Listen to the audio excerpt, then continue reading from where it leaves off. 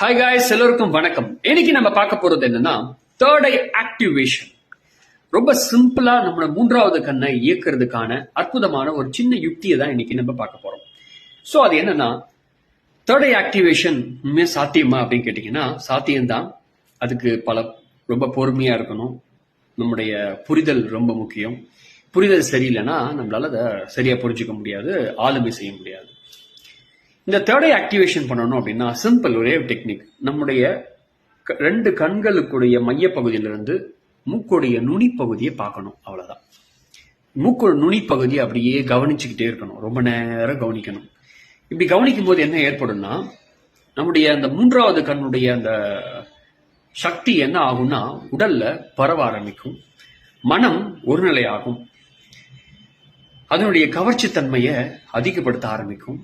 கொஞ்ச நேரம் கழிச்சு இந்த இடத்துல அப்படியே ஒரு மாதிரி குறு குறு குறு குருன்னு வர ஆரம்பிக்கும்.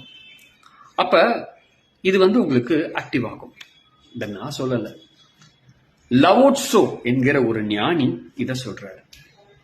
ஏன்னா மூக்குடைய நுனியை ஒருவன் பார்ப்பான், ஆனால் அவன் தனக்குள்ள இருக்கக்கூடிய மூன்றாவது சக்தியுடன் தொடர்பு கொள்கிறான் அப்படின்னு அவர் சொல்றாரு.